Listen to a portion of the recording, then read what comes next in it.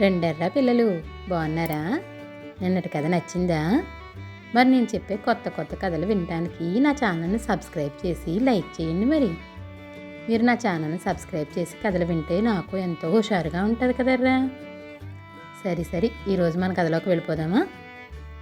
ఈరోజు మన కథ కంకాళమ్మ.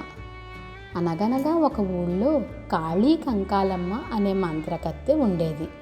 ఆ మంత్రకత్తె కుక్కలను మేకపోతులుగాను మనుషులను మానులుగాను మార్చివేస్తుందని అందరూ అనుకునేవారు.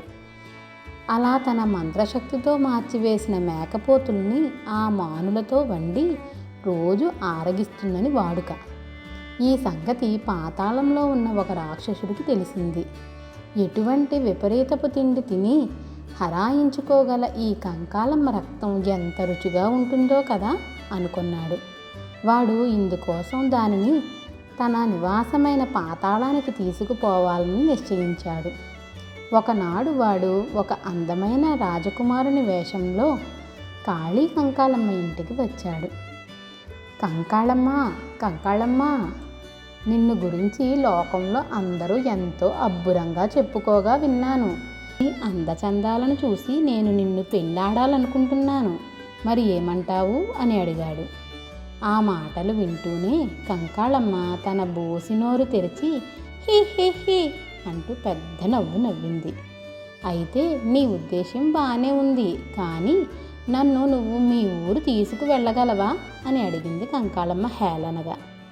దానికేముంది, నా వీపు మీద ఎక్కువ, క్షణం సేపట్లో మా పట్నం చేరుస్తా అన్నాడు వాడు గంభీరంగా. సరే కానీ అంది కంకాళమ్మ లేచి నిలబడుతూ. కంకాళమ్మని రాక్షసుడు వీపు మీదకి ఎక్కించుకున్నాడు. తరువాత 3 అడుగులు వేశాడు. భూమిని ఒక్క తన్ను తన్నాడు. భూమి బద్దలై పాతాళానికి తోవ కనిపించింది. రాక్షసుడు పాతాళానికి దారి తీశాడు. అయితే ఎంత ప్రయత్నించినా, ఎన్నాళ్ళు నడిచినా కంకాళమ్మను కిందికి దింపటానికి కానీ పడవేయటానికి కానీ వాడికి సఖ్యమైంది కాదు. దాంతో ఆ రాక్షసుడి ఆశలన్నీ తలకిందులైనాయి. మోయలేక ప్రాణం విసిగెత్తుతున్నది. ఈ పిశాచం వదిలిపోతే చాలురా బాబు అనుకున్నాడు. వాడు పోయి బ్రహ్మరాక్షసుడితో మొరపెట్టుకున్నాడు. ప్రభు, ఈ దిక్కుమాలిన కంకాళిని ఎంతో కాలంగా మోస్తున్నాను. ఇది నా వీపు మీద నుంచి దిగిపోయే ఉపాయం చెప్పండి అంటూ. ఈ పాటిదానికే భయపడిపోతున్నావా? అలా భయపడటం మన జాతికే తలవంపు. ఇంతకు ఇందులో ఏముంది? ఎక్కడి నుంచి తీసుకువచ్చావో దీన్ని అక్కడే విడిచెయ్యి అంటూ బ్రహ్మరాక్షసుడు రహస్యంగా సలహా చెప్పాడు.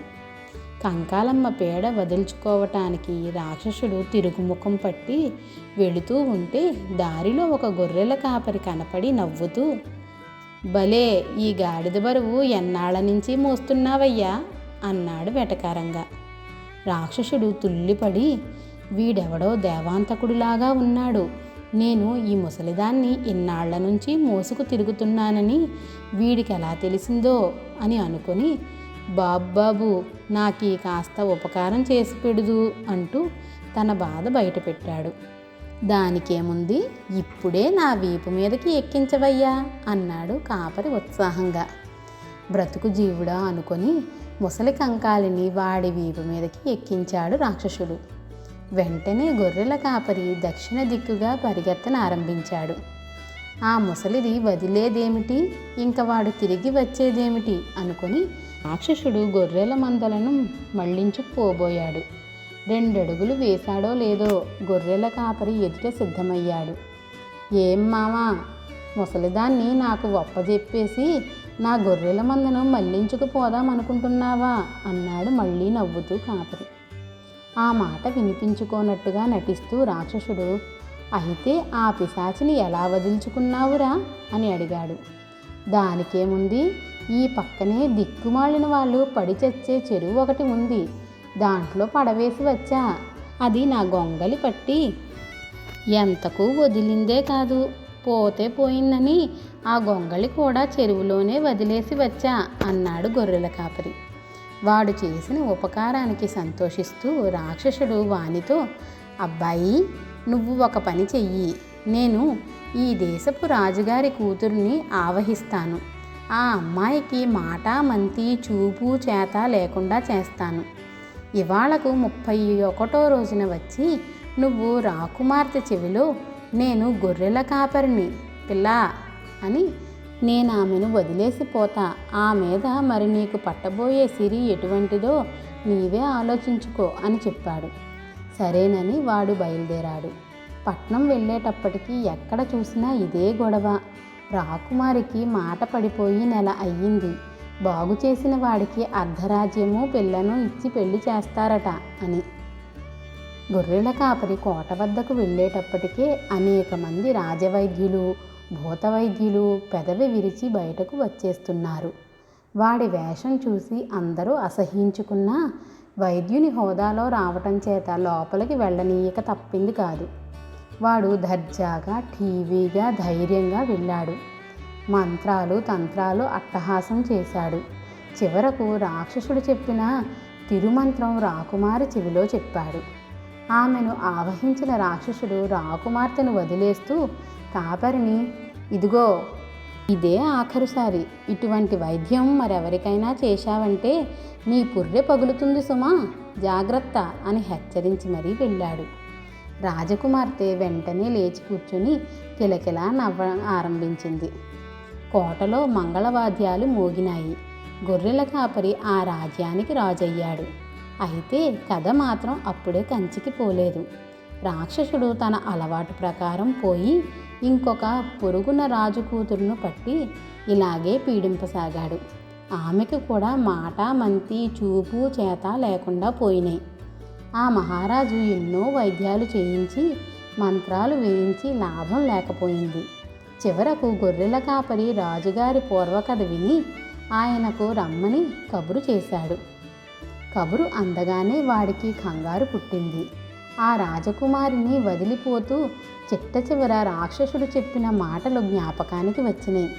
వాడు పొరుగు రాజుతో, అయ్యా, నేను మాంత్రికుణ్ణి కాదు, తాంత్రికుణ్ణి కాదు, వైద్యుణ్ణి అసలే కాను.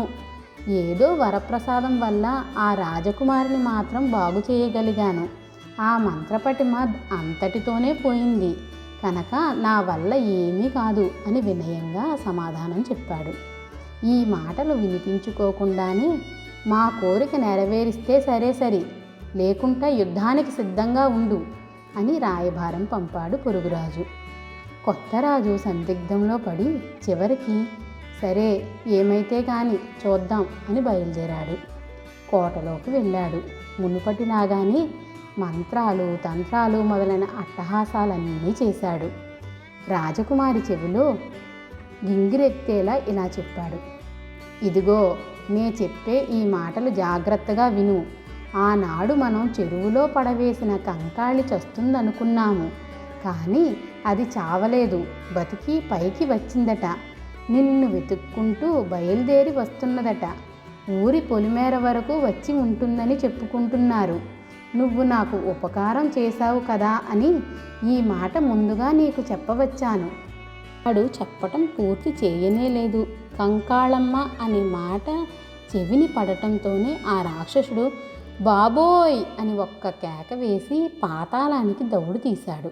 రాక్షసుడు ఎప్పుడైతే వదిలిపోయాడో ఆ క్షణమందే రాకుమార్తె తన చారెడేసి కళ్ళను తెరిచి చూసి దానిమ్మ గింజల్లాంటి పండ్ల వరస కనబడేటట్లు నవ్వింది.